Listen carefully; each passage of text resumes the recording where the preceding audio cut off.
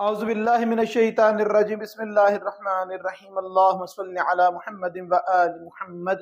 میرے تمام سننے اور دیکھنے والے مومنین اور مومنات کو میری طرف سے میرے چینل ناطق کی قرآن کی جانب سے السلام علیکم۔ آج جس چیز کو لے کر آپ کی خدمت میں حاضر ہوا ہوں وہ یہ مسئلہ ہے کہ کہا جاتا ہے کہ اپنے بچوں کی شادی جب وہ بالغ ہو گئے ہیں، بڑے ہو گئے ہیں، تو شادی ان کی جلدی کر دی جائے۔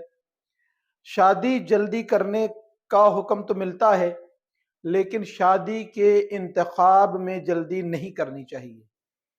شادی کے انتخاب کو جب تک اس چیز کو دیکھ نہ لیں، پرکھ نہ لیں، تب تک اس معاملے کو نہ کریں، کیونکہ یہ ایک دو دن کی بات نہیں، یہ پوری زندگی کا دار و مدار ہے کہ کس طریقے سے زندگی گزارنی ہے، کیا معاملات ہیں۔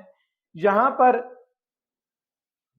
یہ جو رابطہ ہے میاں بیوی کا، یہ ایک نیا گھر جو بسنے جاتا ہے، اس گھر کے تقاضے ہیں، اس گھر کے معاملات ہیں، اس گھر میں جو دو فرد شامل ہیں جو ایک ماں اور باپ کی حیثیت رکھتے ہیں یا میاں اور بیوی کی حیثیت رکھتے ہیں، انہوں نے ایک خاندان کی تعمیر شروع کرنی ہے۔ ان کو کیسا ہونا چاہیے، شریک حیات کا انتخاب کیسا کرنا چاہیے، یہ چیزیں منٹوں کی سیکنڈوں کی نہیں ہوتی۔ یہاں پر وقت نکالنا چاہیے، پرکھنا چاہیے، ان کے مزاجوں کو دیکھنا چاہیے، ان کی عادتوں کو دیکھنا چاہیے۔ یہاں تک کہ اکثر یہ دیکھا جاتا ہے کہ جو رشتے نہیں ہو پاتے ان میں کیا خرابی ہوتی ہے کہ مثلا اس کی شکل و صورت جو ہے وہ ہماری بیٹی کے مقابلے میں اتنا وہ خوبصورت نہیں ہے، یہاں ہمارا لڑکا جو ہے وہ قد میں زیادہ ہے، بیٹی جو ہے وہ قد اس کا اتنا نہیں ہے۔ ان چیزوں پہ آ کے رشتہ ختم کر دیا جاتا ہے، تعلیم کو دیکھتے ہوئے رشتہ ختم کر دیا جاتا ہے، مکان دیکھ کے رشتہ ختم کر دیا جاتا ہے، یہ اپنا ہے کہ کرائے پر ہے، اپنا ہے تو کیسا ہے، چھوٹا ہے، بڑا ہے، اور کتنے افراد ہیں گھر کے یہ بھی دیکھ کر رشتہ ختم کر دیا جاتا ہے کہ اتنے بڑے گھر میں آ کے ہماری بیٹی کیسے کرے گی، کیسے سنبھالے گی۔ جو چیز اصل میں دیکھنے والی ہوتی ہے اس چیز کو ایک لمحے کے لیے بھی تصور نہیں کیا جاتا کہ ہماری بیٹی جس گھر میں جا رہی ہے وہ لڑکا دیندار ہے یا نہیں ہے، وہ لڑکا شریعت محمد اور آل محمد علیہ السلام کا ماننے والا ہے یا نہیں ہے۔ ہم جس بیٹی کو اپنے گھر لے کر آ رہے ہیں اس کا رنگ بھی دیکھتے ہیں، اس کا قد بھی دیکھتے ہیں، اس کی خوبصورتی بھی دیکھتے ہیں۔ یہ تمام چیزیں دیکھنے کے بعد ہم یہ ان میں اگر کوئی کمی ہے، رنگ میں، خوبصورتی میں، اس کے قد میں کوئی کمی ہے، اس کے عہدے، اس کی شہرت میں کوئی کمی ہے، تو پھر ہم ختم کر دیتے ہیں رشتہ۔ اس چیز کو نہیں دیکھتے کہ اگر اس کا رنگ اتنا صاف نہیں ہے، نین نقش اتنے خوبصورت اگر نہیں ہے، لیکن کم از کم یہ نمازی تو ہے، پردہ دار تو ہے، یہ حجاب میں رہنے والی بچی تو ہے، ہم اس چیز پر غور ہی نہیں کرتے۔ ہم اپنے لیے ان چیزوں کو پسند کرتے ہیں۔ شریعت نے جس کا حکم دیا ہے اس کی پرواہ نہ کرو، اس کو اگنور کر دو، اس کو چھوڑ دو، اور جن چیز کا شریعت نے حکم دیا ہے کہ یہ ضرور کرو ہم ان کی طرف توجہ نہیں کرتے۔ جناب سرور کائنات حضرت محمد مصطفیٰ صلی اللہ علیہ وسلم کا ارشاد گرامی ہے، مولا فرماتے ہیں کہ اگر مرد دیندار ہوگا تو دین گھر کی دہلیز تک آ جائے گا، اگر عورت دیندار ہوگی تو دین نسلوں میں منتقل ہو جائے گا۔ زوجہ کا انتخاب کرنے کے لیے سوچنا پڑے گا۔ یہ انتخاب اپنے لیے نہیں، یہ خامد کے لیے نہیں، یہ مرد کے لیے نہیں، یہ عورت کے لیے نہیں کہ عورت اپنے لیے دیکھے کہ مجھے کیسا شوہر چاہیے، مرد اپنے لیے دیکھے کہ مجھے کیسی زوجہ چاہیے۔ یہ چاہیے، یہ رشتہ جو بن رہا ہے اس کا جو ثمرہ حاصل ہونا ہے، جو اس سے ہمیں ملنا ہے، اس پر غور کرنا چاہیے کہ ہماری اولاد کیسی ہوگی، ہماری اولاد کس طرح کی ہوگی۔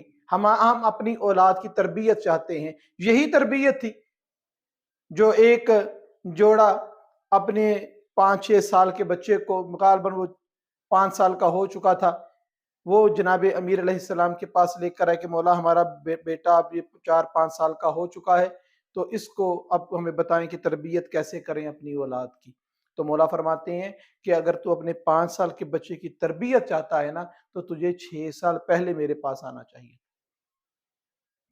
وہ حیران ہوئے کہ مولا اولاد کی تربیت کرنی ہے تو 6 سال پہلے کیسے آتے؟ یہ تو تھا ہی نہیں۔ مولا فرماتے ہیں کہ جب تو اپنے لیے زوجہ کو تلاش کرتا ہے تب سے ہی اپنی اولاد کی تربیت کر رہا ہوتا ہے۔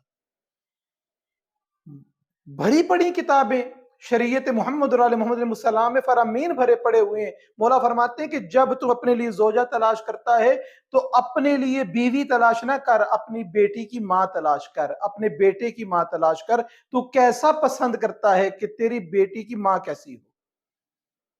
بہت فرق ہے اس چیز کے اندر۔ انسان یہ چاہتا ہے کہ میری بیوی جو ہے وہ جوان بھی ہے، خوبصورت بھی ہو، رنگ بھی ایسا ہو، اور چلتی پھرتی اٹھتی بیٹھتی خوبصورت ایک نمونہ لگتی ہو۔ لیکن جب ماں کی باری آتی ہے نا کہ میری بیٹی کی تربیت کیسی ماں کرے، تو پھر اس کا دل چاہتا ہے باحجاب بھی ہو، نمازی بھی ہو، روزہ دار بھی ہو، دین جانتی بھی ہو، شریعت کو سمجھتی بھی ہو۔ تب یہ معاملات بدل جاتے ہیں۔ بڑے بڑے کیا کہتے ہیں لوگوں نے ٹائم اس طرح ویسٹ کر دیے کہ ابھی بیٹا بھی پڑھ رہا ہے، ابھی بیٹی بھی پڑھ رہی ہے، اور یہ پڑھائیاں نہ جانے کتنے کتنے سال تک چلتی رہتی ہیں۔ اور علماء فرماتے ہیں کہ ایک خاص ایج ہے شادی کی، اگر وہ ایج میں شادی نہ کی گئی اور وہ گزر گئی تو انسانی روح پہ جو نقصانات اس کے ظاہر ہوتے ہیں وہ پھر ساری زندگی تقوی پرہیزگاری جو ہے وہ ان نقصانات کا ازالہ نہیں کر سکتی۔ یہ فرض ہے والدین کے اوپر کہ والدین اپنی اولاد کی جیسے تربیت کر رہے ہیں، جیسے ان کے کھانے کا خیال رکھتے ہیں، جیسے ان کے سونے کا خیال رکھتے ہیں، جیسے ان کی تعلیم کا خیال رکھتے ہیں۔ کیوں رکھتے ہیں؟ کیونکہ کھانے کا خیال اس لیے رکھا کہ ان کے جسم کی ضرورت ہے، ان کو چاہیے۔ علم کا خیال کیوں رکھا؟ کیونکہ ان کو ضرورت ہے، اس کے بغیر ان کا گزارا نہیں، ان معاشرے میں عزت نہیں۔ اسی طریقے سے ہماری بیٹیوں کو، ہمارے بیٹوں کو اس رشتے کی بھی ضرورت ہے۔ اور اکثر دیکھنے میں یہ آتا ہے، سننے میں یہ آتا ہے کہ بیٹی لانی ہے تو جس مرضی کی لے آئیں، کوئی مسئلہ نہیں، وہ تو اپنے گھر میں آنی ہے۔ کہیں پر بیٹی دینی ہے تو بہت سوچیں، بہت سمجھیں، جانچیں، پرکھیں، مگر یاد رکھیں کہ اگر کسی کے گھر سے بیٹی بھی لانی ہے تو بہت سوچ کے لے کر آئیں، کیونکہ آپ اپنے گھر میں جس کو لے کر آ رہے ہیں اس نے پورے گھر پر اثر انداز ہونا ہے کسی نہ کسی طریقے، کسی پر نہ ہو آپ کی اولاد پہ تو اثر انداز ہوگی۔ دیندار ہونا ضروری ہے۔ کم از کم بیٹا جو ہے، لڑکا جو دیکھے اپنی بیٹی کے لیے، اس کو دیکھیں کہ کم از کم وہ نمازی ہو، کم از کم اس کے اندر جو تقوی کی منزل ہے وہ روزہ دار ہو، بد زبان نہ ہو، بد لحاظ نہ ہو، غسیلہ نہ ہو، گرم مزاج کا نہ ہو، جو چھوٹی چھوٹی بات پر بھڑک پڑتا ہو، اس قسم کا بندہ نہ ہو۔ اور اسی طریقے سے اگر خاتون کا انتخاب کرنا ہے تو کم از کم اس کے اندر یہ چیز دیکھی جائے کہ وہ باحجاب ہو، بد زبان نہ ہو۔ یہ جو بد زبانی کی عادتیں بچپن سے شروع ہوتی ہیں وہ چلتی رہتی ہیں اور ان کو نہیں سدھارا جاتا تو وہ پھر کبھی بھی زندگی میں وہ معاملات نہیں سلجھتے، وہ عادتیں نہیں بدلتی جو عادتیں بن گئی ہوتی ہیں۔ اور معصوم فرماتے ہیں کہ اگر تم دیکھنا چاہتے ہو کہ تیری اولاد کیسی ہوگی تو جس عورت کا انتخاب کر رہا ہے، معصوم فرماتے ہیں کہ اپنے ماموں پر بچے جو ہیں وہ جاتے ہیں زیادہ، ان کی شباہت اور عادتیں جو ہیں۔ تو کتنا ضروری ہے کہ صرف جس سے شادی ہے فقط وہ ہی نہیں بلکہ اس کے گھر والے بھی، اس کے بہن بھائی بھی اس قسم کے ہوں، نیک ہوں، پرہیزگار ہوں۔ یہ تمام معاملات کو دیکھ کر اپنے بچے کی شادی کریں۔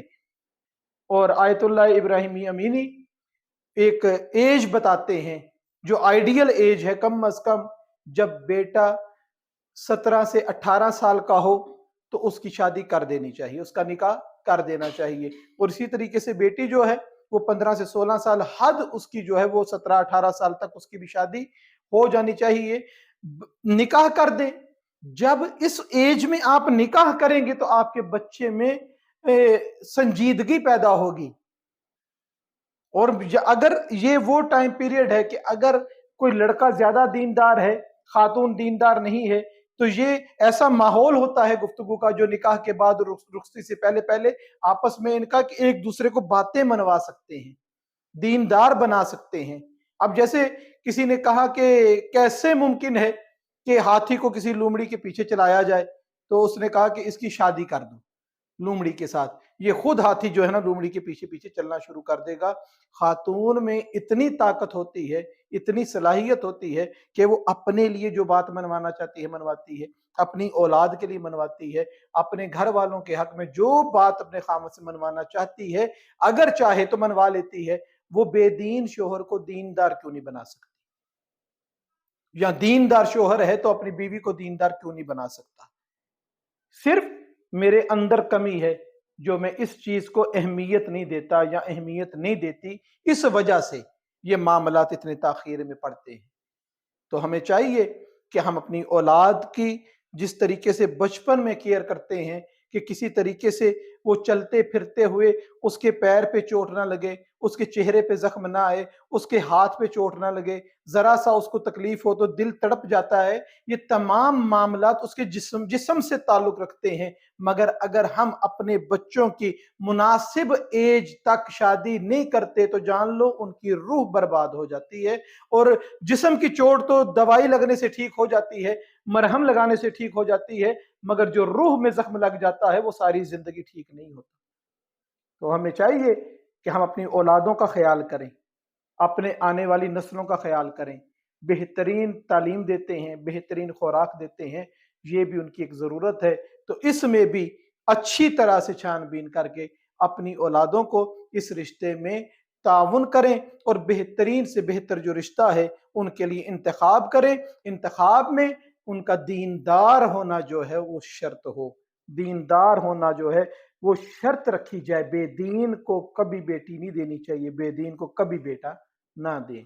परवरदिगार से दुआ है कि जो वालिदैन अपने बेटी बेटियों के रिश्तों के लिए परेशान हैं, परवरदिगार उनके ये मामलात में आसानियां पैदा फरमाए। और मैंने एक क्लिप पहले भी बनाया है कि जो चाहते हैं कि रिश्ता हो तो वो चंद मुजरब अमाल मासूम अलैहिस्सलाम की रवायात के मुताबिक वो आप मेरा यूट्यूब पे देख सकते हैं। तो दुआ है कि परवरदिगार हमको सही मानों में सीरत मोहम्मद और आले मोहम्मद अलैहिस्सलाम को पढ़ने, समझने और उस पर अमल करने की तौफीक अता फरमाए।